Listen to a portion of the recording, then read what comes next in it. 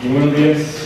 Se abre la audiencia de vista pública en los expedientes acumulados 3.236 y 3.238, ambos de 2013, formados por apelación de auto de inconstitucionalidad de ley en caso concreto, en el incidente promovido por José Efraín Riumón contra el artículo 3 de la Ley de Competencia Penal en Procesos de Mayoría. El secretario general adjunto dará lectura a la parte conducente del auto apelado y efectuará las advertencias reglamentarias respectivas en la presente audiencia.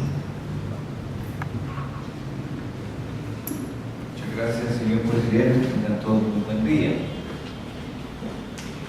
La vista pública señalada para este día y hora tiene por objeto conocer las alegaciones que se formulen con relación a la apelación del auto de 8 de marzo de 2013, dictada por el juzgado primero de primera instancia penal en la actividad y delitos contra el ambiente de procesos de mayor riesgo Grupo B, en calidad de tribunal constitucional, dentro del incidente de inconstitucionalidad de ley en caso concreto promovido por José Efraín Riumón. Al promover el incidente, el solicitante objetó la aplicación que calificó retroactiva de la Ley de Competencia Penal en procesos de mayor riesgo y reclamó la inaplicación del Acuerdo 30-2009 de la Corte Suprema de Justicia referido a la designación de competencias para conocer en procesos penales de mayor riesgo. En ese fallo, el juzgado mencionado refirió que la delegación de la competencia que fue establecida por la Corte Suprema de Justicia de conformidad con el Acuerdo 30-2009, que asigna al juzgado primero de primera instancia penal para conocer de los procesos de mayor riesgo, no vulnera en ningún momento los principios que se dicen vulnerados, porque el juzgado se encuentra preestablecido por la ley y por el órgano facultado para el efecto, como lo es el organismo judicial, acorde al artículo 203 de la Constitución Política de la República de Guatemala, y tampoco fue creado para juzgar a una persona en concreto, ni a un hecho en concreto, sino que establece qué delitos, para los efectos de la ley, pueden ser considerados como de mayor riesgo.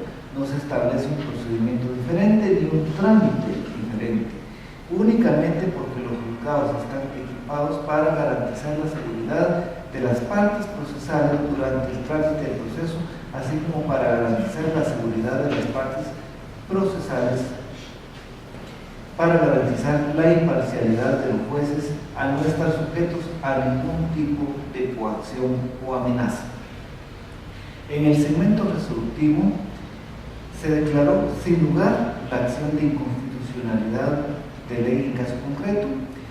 Se impuso multa al abogado Gonzalo Danilo Rodríguez Galvez de 1.000 quetzales. A los que harán uso de la palabra en la presente audiencia de vista pública se les hace de su conocimiento que, de conformidad con las disposiciones reglamentarias correspondientes al asedio, deberán dirigirse directamente a los magistrados que conforman esta Corte, alegar en forma oral y abstenerse de dar lectura a cualquier documento salvo autorización previa del señor presidente, concretarse el asunto planteado, ser breves, concisos y precisos en su exposición, absteniéndose de proferir expresiones irrespetuosas o alusivas a las partes. Para ese efecto, los que hagan uso de la palabra cuentan con un tiempo no mayor de 15 minutos. Es todo, señor presidente. Muchas gracias.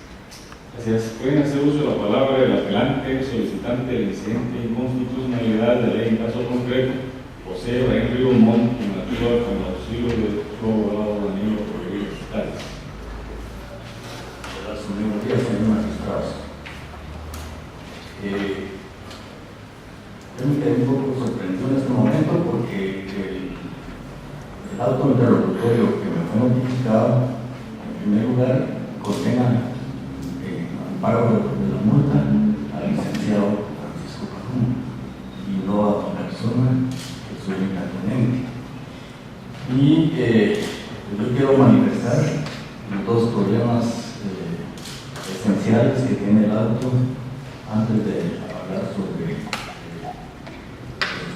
fondo. El auto también, además de ese error que fue muy importante, adolece de pronunciamiento del juzgador, donde analice el contradictorio de la confrontación de la norma impugnada con las normas constitucionales. Y pareciera en su redacción que fue interrumpido y se interrumpió la parte considerativa y se fue directamente al dictamen. Si se debe establecer como estoy diciendo, es importante pues, que se corrija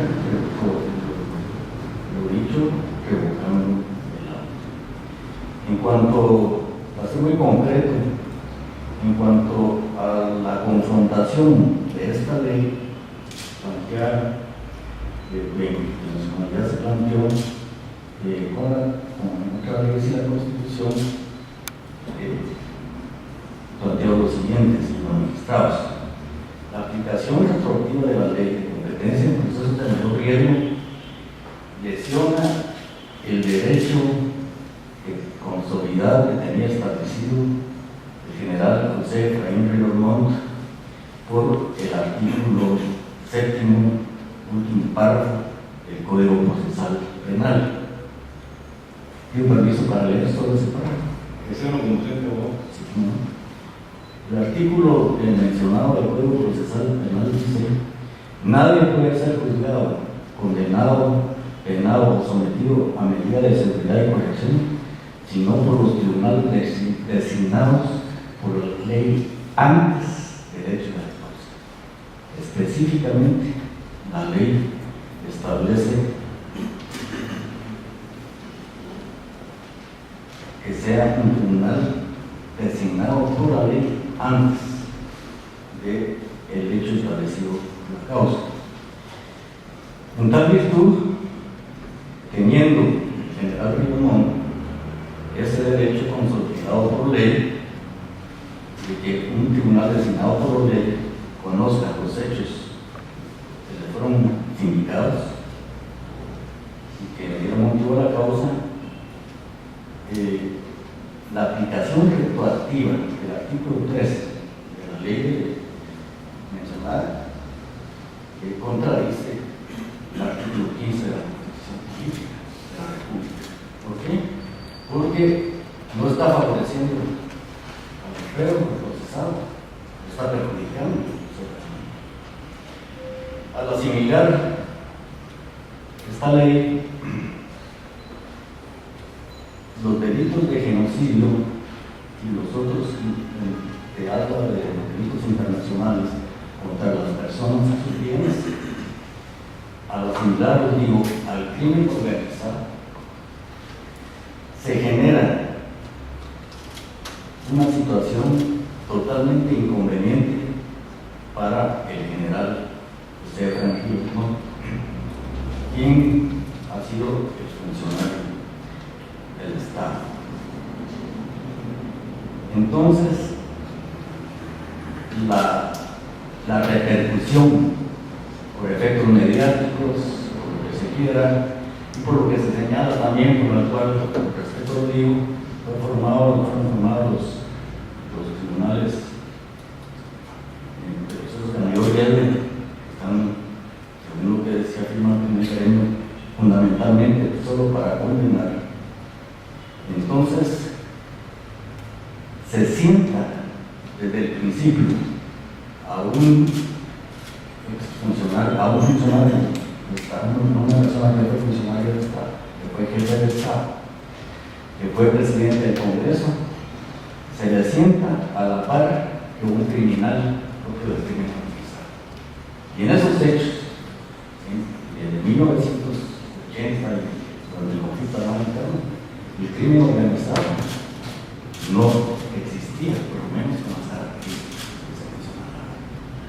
Entonces, es un hecho notorio, las campañas publicitarias impulsadas, los mismos comentaristas de opinión en algunos medios de comunicación expresaban continuamente la falta de presunción de inocencia de sus contenidos, señalando al general como un genocida. Aparte de ello, pues hay estos problemas que ya los hemos planteado acá, como por ejemplo la inexistencia del genocidio como delito cometido en este país. Perdón, pero a mí me consta, estoy 22 años organizado en contra del Estado. Yo sé, conozco lo que pasa. Yo sé que mis compañeros indígenas y no indígenas que fueron asesinados o que hacían cometer violaciones a los derechos humanos no sufrieron esas violaciones por pertenecer a una etnia, eran porque eran subversivos. Entonces, esa situación donde adiciona para aplicación retroactiva, no activa, obviamente la ley, porque está bien, no hay ningún problema con la aplicación de retroactividad en cuanto al delito de genocidio, si es que se comete el genocidio original, pero no así como son los hechos históricos y la realidad. Entonces, el problema a que al general se le equipare como un miembro del crimen organizado y se le trate en esa forma, en un proceso judicial, pues también se está contraviniendo el artículo 4 de la Constitución. Ante todo, es un ciudadano y tiene derecho a que se le aplique la ley como a todos los ciudadanos. Entonces, decía que el otro problema adicional, aquí no voy a mencionar ningún artículo de la Constitución, es que una persona que fue dignataria del Estado, que le dan el trato judicial de un miembro del crimen organizado o una cuestión equivalente, no existiendo ningún riesgo para nadie, para que se le juzgue. Es una situación que forma un mal precedente, porque aunque no lo diga la Constitución expresamente, más que cuando tienen los cargos, hay que tener legalmente siempre una consideración al destinatario de la nación. Y luego adiciono nada más que todo lo que se conoce, que fue notorio, que conoce esta Corte en relación al proceso, que reafirma la afirmación forense de que los tribunales de mayor riesgo están dados para condenar y no para aplicar justicia. Toda la experiencia sufrida, las limitaciones al derecho de defensa, etc., pues desde luego llegan a la tutela judicial efectiva, que es un derecho constitucional, y en consecuencia hay una contradicción con los efectos de la ley en su aplicación retroactiva en los artículos 29, 203 y 204 de la Constitución de la República.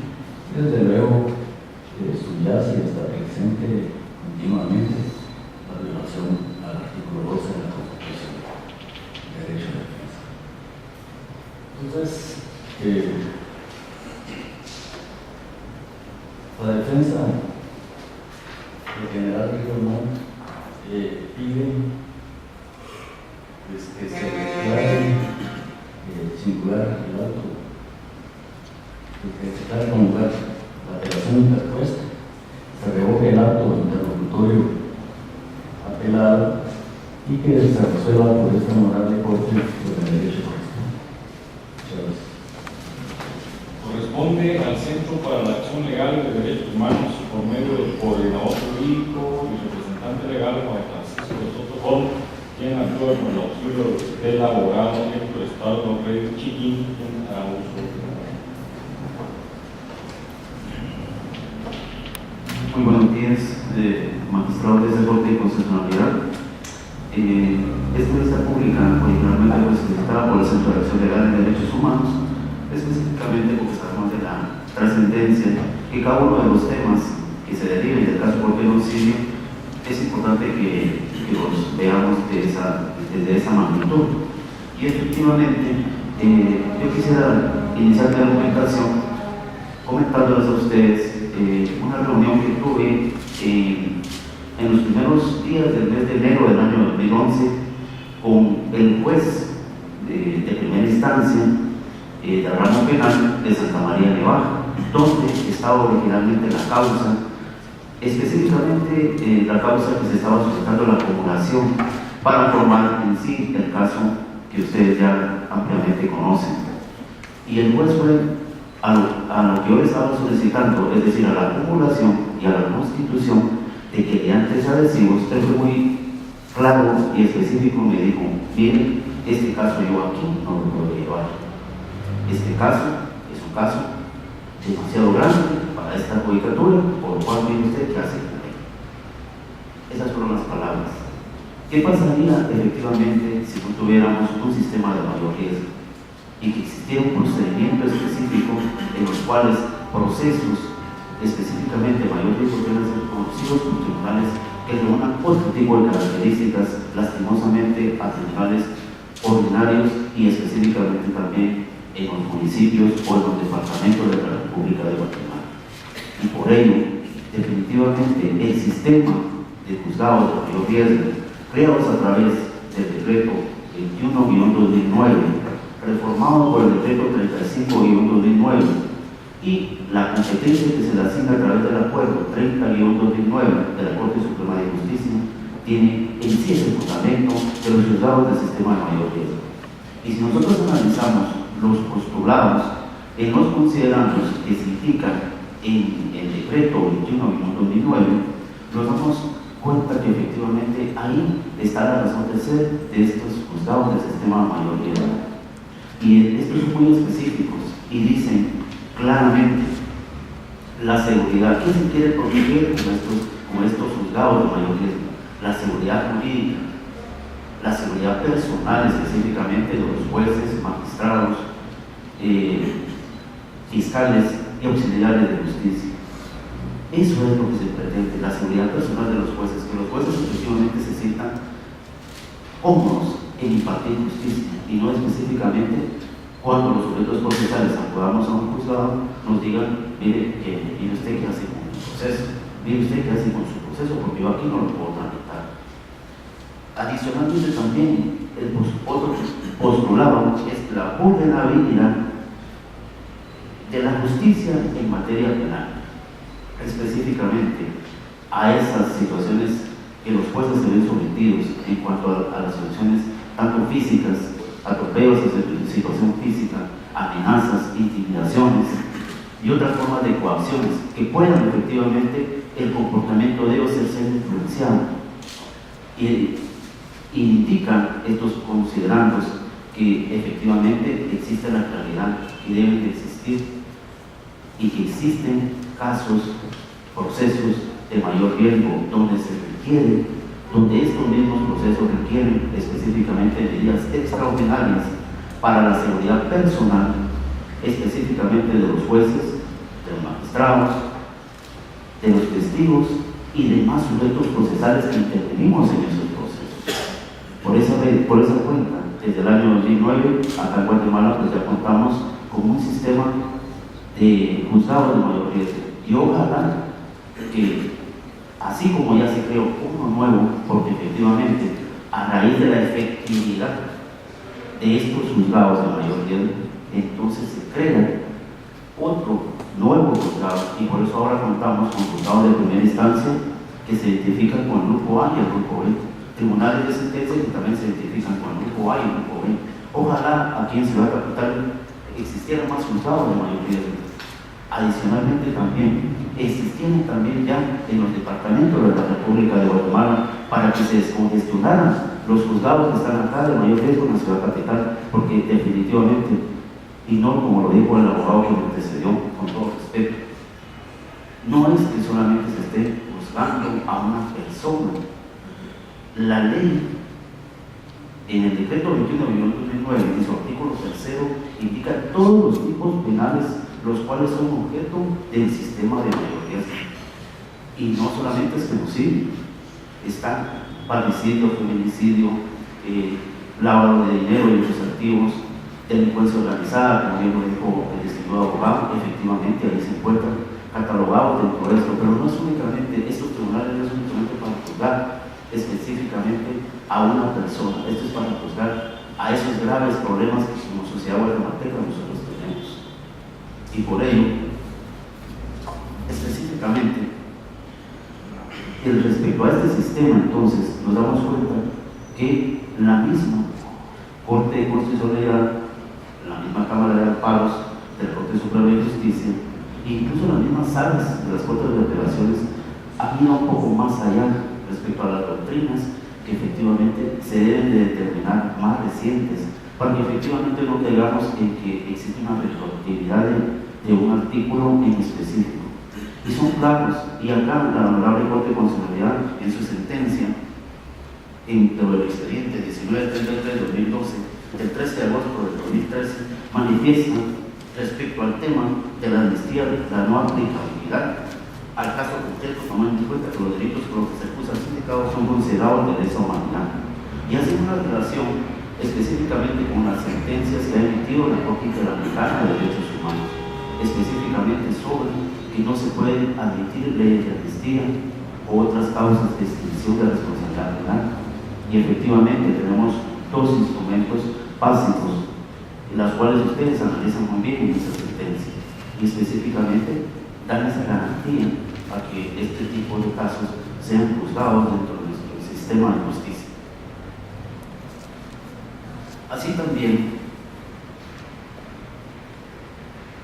respecto al tema de la irretroactividad que ha sido tocado por el distinguido abogado, esta misma Corte se pronuncia en el sentido siguiente y pido la autorización al señor presidente para dar lectura a un extracto de su sentencia. Que sea lo presidente.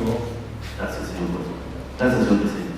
La regla general es que la ley de aplicación inmediata y que rige para el futuro, a partir de su promulgación, que se aplica en el presente, que no puede ser aplicada al pasado y que rige los efectos posteriores a su vigencia, aunque deriven de hechos posteriores a él. Existe retroactividad cuando la nueva disposición legal vuelva al pasado para apreciar condiciones de legalidad de un acto o para modificar los efectos de un derecho plenamente realizado.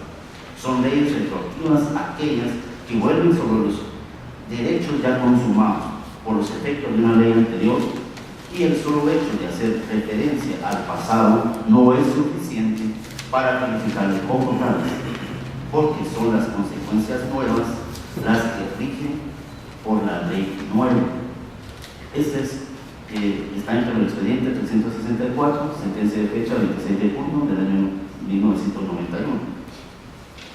Y respecto a la procedencia o no de la inconstitucionalidad, también esta Corte ya ha sido reiterativa en diversos fallos que efectivamente lo más importante en estas inconstitucionalidades de ley, en el caso concreto, es que se haga un razonamiento lógico, un razonamiento jurídico adecuado, que sea claro y preciso. Esos son lo que dicen para la procedencia de una inconstitucionalidad. Sin embargo, efectivamente, cuando nosotros analizamos la sentencia emitida por el juez primero de primera instancia penal, la actividad de delitos contra el ambiente constituido en el Tribunal Constitucional, efectivamente, él en su considerando segundo analiza esta situación, que efectivamente no hay una interposición de una inconstitucionalidad clara, razonada y bien fundamentada respecto a qué normas se están conculcando con la aplicación retroactiva del artículo 3 de la Ley de Competencia Penal en procesos de mayor riesgo. De esa cuenta, entonces, la sentencia emitida por el juez constitucional de primera instancia está conforme a derecho debidamente fundamental y de conformidad con el artículo 11 bis de nuestro Código Procesal Penal. pero también dentro de los diferentes aspectos de esta inconstitucionalidad original planteada ante el juez Acu, efectivamente nos damos otra situación que ustedes van a analizar cuando emitan ya su resolución respecto a esta aclaración. Y se darán cuenta que este memorial fue presentado originalmente el 3 de febrero de este año, cuando efectivamente ya cuánto tiempo habíamos ya transcurrido, es decir, todo desde el año 2012, cuando efectivamente pues ya este caso estaba específicamente al final Ríos Montt. Adicionalmente, que el caso en sí, dentro del sistema de mayor riesgo, se encuentra ya desde el año 2011, cuando fue solicitada por la jefa del Ministerio Público la competencia empleada para la causa original que se encontraba en el juzgado de Santa María de Ibarra. Es decir, tenemos ya varios años de que efectivamente este caso por homicidio se encuentra en los juzgados de mayor riesgo. Y esta entonces es una situación también respecto a la figura del juez natural. Y efectivamente, cuando ya incluso las mismas salas hablan sobre las doctrinas más actualizadas de lo que es un juez natural, establecen, son jueces naturales aquellos cuya designación ha sido anterior al proceso, para que motiva la cuestión y basado en normas constitucionales y legales. Resulta evidente el razonamiento efectivamente de la sala en el preestablecimiento, no en la relación al momento de la comisión de un hecho delictivo, sino al momento de iniciar su procedimiento. Y la Corte Suprema de Justicia también, en cuanto a la Cámara Penal, también ha dictado una resolución respecto a lo que debemos entender por lo que es un juez natural. Y efectivamente quisiera solicitarle su autorización, señor juez presidente, para ser específico en darle lectura a un párrafo de esta sentencia. Que siempre sea lo constante, ¿no? Es preciso recordar que el mismo fue instaurado con fundamento en los preceptos contenidos en la Constitución francesa de 1791 y recogida como garantía humanitaria del debido proceso en instrumentos internacionales y la legislación nacional con respecto, entre otros, de evitar jueces designados ex post facto. Esta garantía se observa en el presente caso, puesto que el tribunal que conoció del juicio y que conoce del mismo fue constituido con anterioridad al juzgamiento del caso por una ley general para conocer delitos de mayor riesgo. Las leyes procesales tienen efecto inmediato y en tal sentido se aplica la vigente en el momento del procesamiento y no la regla la que regía cuando se cometieron los hechos.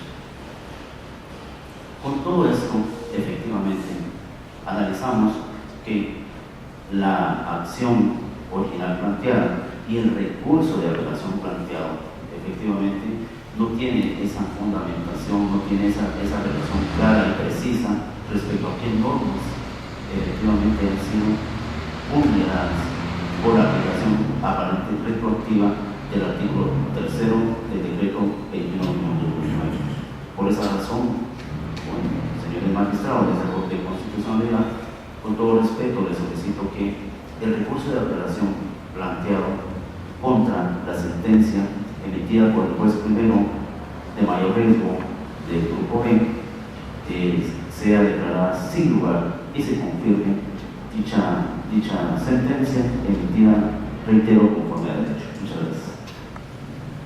Corresponde a la Asociación para la Justicia y Reconciliación por medio del presidente de la Junta Directiva y representante legal, Benjamín Manuel Peroni, y hará uso de la palabra Santiago Choco.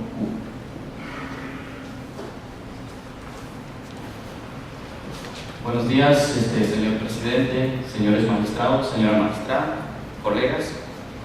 De conformidad con el artículo 130 de la Ley de Amparo, Exhibición Personal y de Constitucionalidad, voy a hacer uso en esta oportunidad de la palabra para dar los argumentos por los cuales nosotros consideramos que el incidente promovido por el procesado en aquel entonces, señor José Efraín Ríos Montt, interpone incidente de inconstitucionalidad sobre las literales A, B del artículo 3 de la Ley de Competencia Penal en procesos de mayor riesgo. Para esta representación es importante mencionar 4 aspectos. El interponente habla, en primer lugar, sobre la supuesta inconstitucionalidad de los incisos y del artículo de la ley ya mencionada. Posteriormente, habla sobre otro tema referente a la audiencia que se le debió dar sobre el traslado del proceso a los juzgados de mayor riesgo. También indica en su escrito con relación al procedimiento contenido en el artículo 11 de la Ley de Reconciliación Nacional, que no viene al caso, pero sin embargo creo que es importante mencionar porque no tiene ningún asidero jurídico ni es esta audiencia para discutir dicha petición.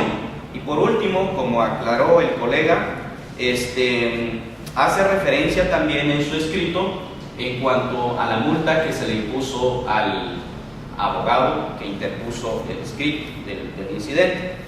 Bueno, básicamente nos vamos a detener en cuanto a la inconstitucionalidad que alega el interponente, indicando que los incisos A y B del artículo 3 de la Ley de Competencia Penal en procesos de mayor riesgo son inconstitucionales por cuanto que contraviene el artículo 15 de la Constitución Política de la República de Guatemala, porque según él se está aplicando en forma retroactiva dichas normas. Esta representación considera que de ninguna manera puede tomarse en cuenta o puede considerarse que dicha norma es inconstitucional. Primero, si bien los hechos por los cuales se juzgó al hoy condenado, lo tengo que decir, señor José Efraín Ríos Montt, sucedieron hace más de 30 años, pero esta ley no viene a juzgar esos hechos. Como bien dijo el colega que me antecedió, esta norma lo que hace es sencillamente redistribuir, hacer una reasignación administrativa de los casos que conlleven mayor riesgo para todos los sujetos procesales que en algún momento puedan intervenir en un proceso penal. Es por eso que nosotros consideramos que definitivamente los argumentos vertidos por el incidentante no son válidos, son falsos, porque los juzgados de mayor riesgo hoy por hoy juegan un papel muy importante que creemos firmemente que el sistema de justicia debe de fortalecer. ¿Por qué?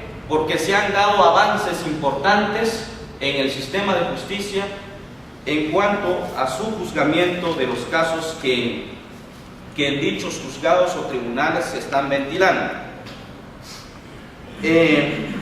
Algo bien importante, señores magistrados, es que el interponente, como requisito que ustedes sabrán mejor, para que prospere, para que se pueda alegar una inconstitucionalidad, es importante acreditar el conflicto que existe entre la norma ordinaria y la Constitución.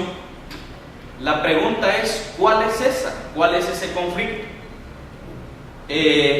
No existe. Definitivamente el auto o la resolución del juzgado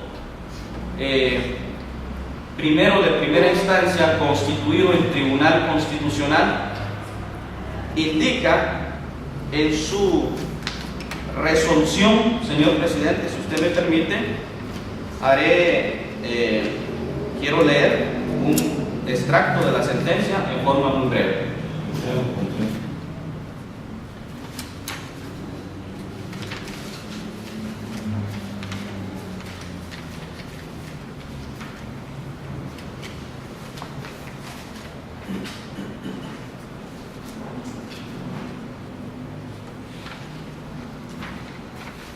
Indica en el considerando 2 romano, es necesario que el proponente haga una confrontación razonada y clara de los motivos por los cuales el contenido de la o de las normas que impugna transgrede los mandatos constitucionales que invoca.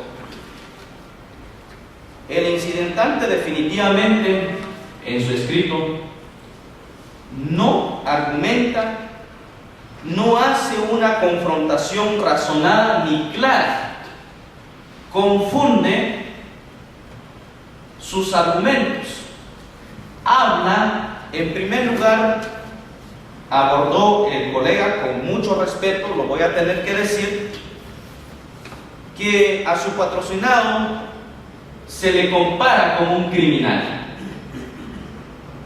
con el crimen organizado.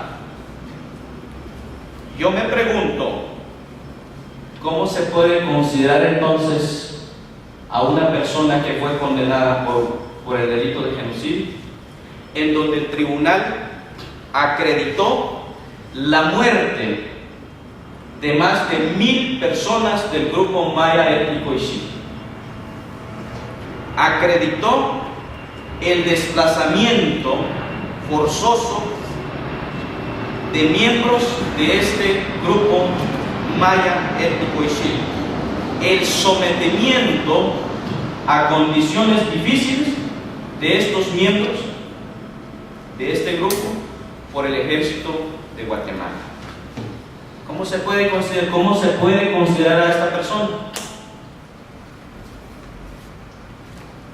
Definitivamente entonces, para esta representación, los juzgados de mayor riesgo lo que hacen es resguardar la seguridad de los sujetos procesales.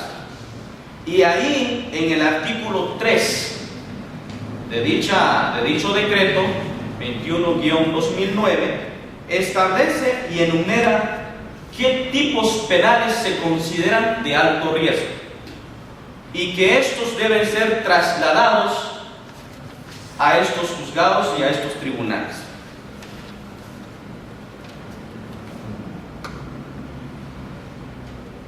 Pues bien, señores magistrados, el incidente de inconstitucionalidad debe ser declarado sin lugar. La apelación debe ser declarada sin lugar y se mantenga la resolución dictada por el juzgado constituido en Tribunal Constitucional. Previo, voy a ser breve. Antes de terminar, quisiera, señores magistrados, leer un extracto de un autor constitucionalista en el que indica y desarrolla firmemente algunos presupuestos que se deben tomar en cuenta para que una norma ordinaria puede considerarse como inconstitucional. Si usted me permite, señor presidente. Gracias. El autor Gustavo Zagrebelsky, citado por el autor Arturo Hoyos en su obra La interpretación constitucional, indica lo siguiente: Existen 3 vicios de leyes que producen la inconstitucionalidad. Número 1, la inconstitucionalidad sustancial o material atinente al contenido de las leyes. Una ley será inconstitucional por este vicio si su contenido es incompatible con el de la Constitución. Número 2, la inconstitucionalidad formal, atinente al procedimiento de formación de las leyes. Número 3, la inconstitucionalidad por incompetencia, atinente al sujeto que ejerce la función legislativa. La consecuencia de que se produzca cualquiera de estos vicios es siempre la misma: la nulidad de la ley. La pregunta aquí es, ¿cuál de esos 3 por lo menos argumenta el interponente? Ninguno, no existe. Por eso, para nosotros es importante, señores magistrados, que ustedes examinen cuidadosamente el escrito que contiene el incidente de inconstitucionalidad de las normas ya citadas y se declare sin lugar la apelación y se mantenga la resolución dictada, el auto dictado por el juez primero constituido en Tribunal Constitucional. Y en ese sentido, esta representación fundamenta su petición con base al artículo 28 de la Constitución, 12, 203, 204 de la misma, y el artículo 116, 120 y 130 de la Ley de Amparo, Exhibición Personal y de Constitucionalidad. Muchas gracias. Corresponde a la Fiscalía de Sección de Derechos Humanos del Ministerio Público, Unidad de Casos Especiales de Conflicto Armado Interno, por medio de su agente fiscal, Félix Giovanni de León Moratay. Buenos días, integrantes del Alto Tribunal Constitucional, abogados y público presente. En la calidad con la que tuvo proceder a evaluar la siguiente vista pública de manera oral. Compartimos el criterio sustentado en la sentencia del día en grado de fecha 8 de marzo del año 2013, emitida por el Juzgado de Primera Instancia Penal en la actividad de delitos contra el ambiente, de procesos de mayor riesgo, identificado como el literal B, constituido en el Tribunal Constitucional, en el cual declara sin lugar el incidente de constitucionalidad planteado por José Efraín Ríos Mon. ¿Por qué compartimos el criterio sustentado en esa sentencia? Resulta, señores magistrados, de que el juez en primer grado hace un análisis aplicando la doctrina, la jurisprudencia y ley vigente al caso concreto, indicando de que el incidente de constitucionalidad fue planteado simplemente con elementos fácticos y no jurídicos, motivo por el cual no entra a razonar si hay una contradicción entre la norma ordinaria con la constitucional, hablando del artículo 3, en literales A y B de la Ley de Competencia Penal de Procesos de Mayor Riesgo, decreto 21/2009. En virtud de tal circunstancia, este Alto Tribunal Constitucional está también impedido para poder realizar dicho análisis jurídico, en virtud de que el interponente únicamente en ese análisis o ese planteamiento fáctico que hace, solo indica de que en ese proceso penal, que en ese momento era sindicado José Efraín Ríos Mon, había un interés político y una campaña mediática. O sea, no estaba de acuerdo en la forma en la que se estaba discutiendo el proceso penal en ese momento. Sin embargo, señores magistrados, para dicha oposición existen los recursos ordinarios que pudo haber hecho valer el sindicato a través de sus abogados defensores, motivo por el cual compartimos el criterio de la sentencia y lastimosamente este tribunal no podrá hacer el análisis si ese artículo con los literales A y B entra en contraposición o es inconstitucional con el artículo 12, el artículo 15, 29, 203 y 204 de la Constitución Política. Para el efecto, señor presidente, le pido autorización para poder leer solo una parte conducente de una sentencia que obra en la Corte Constitucionalidad. ¿Esa es la parte completa? Claro. procedencia de la inconstitucionalidad de una ley en caso concreto, es necesario que el interponente exprese en forma razonable los motivos jurídicos en que basa su impugnación, a efecto de que, si así procediere, se declarare la inaplicabilidad de la ley cuestionada en el caso que se juzga.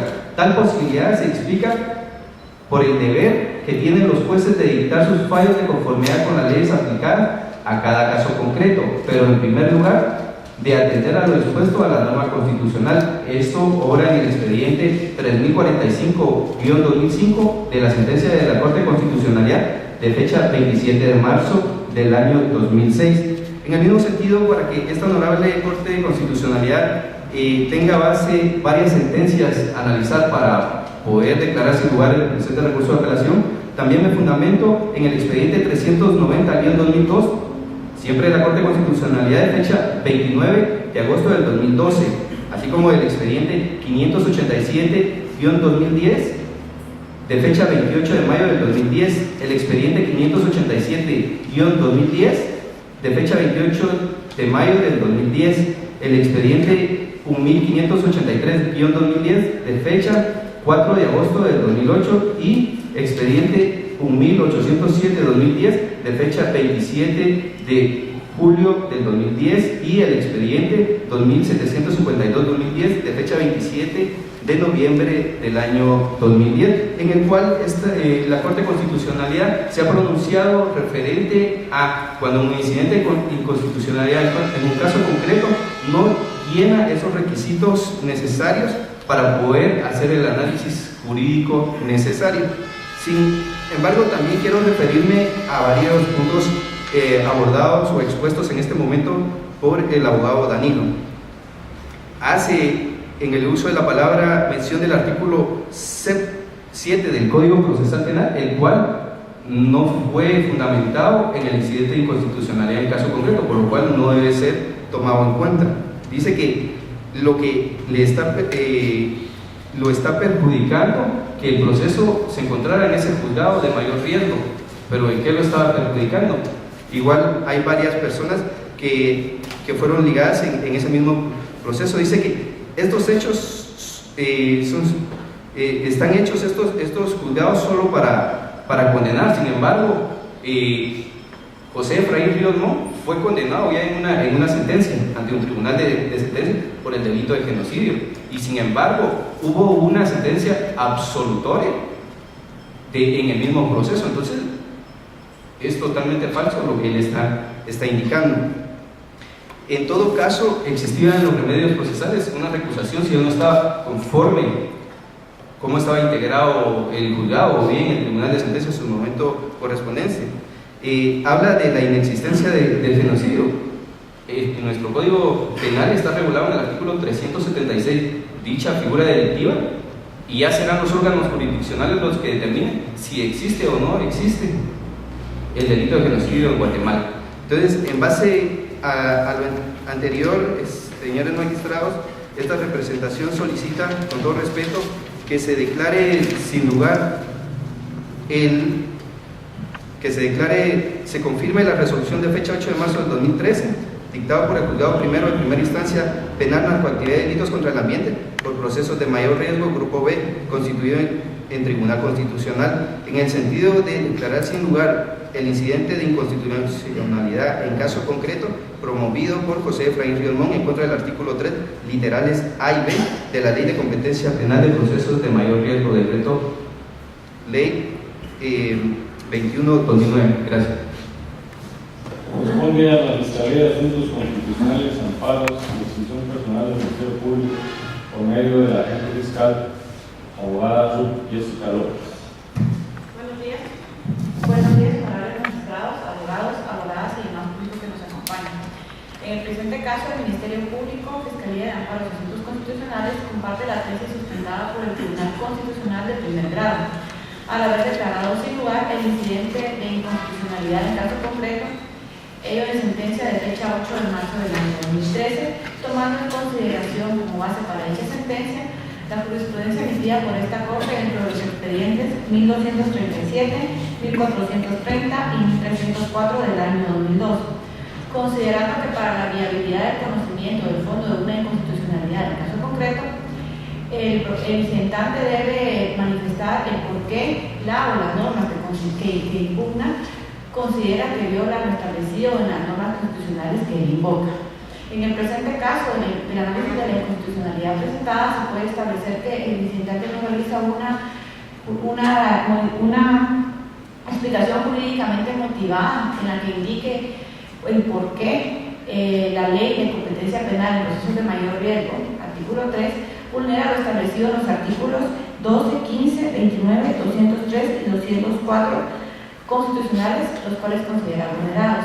Es evidente que debe hacer un análisis de la norma inferior con las normas constitucionales a efecto de que este honorable tribunal pueda examinar las mismas y verificar si estas contradicen lo establecido en la Constitución para así declarar su inaplicabilidad.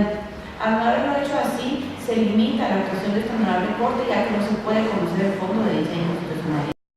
No obstante lo antes expuesto, hace improcedente totalmente la inconstitucionalidad presentada. Esta Fiscalía considera importante manifestar que el amparista en sus argumentos indica que existe un interés político manifiesto de aplicar de manera retroactiva lo establecido en el artículo 3 de la Ley de Competencia Penal en procesos de mayor riesgo.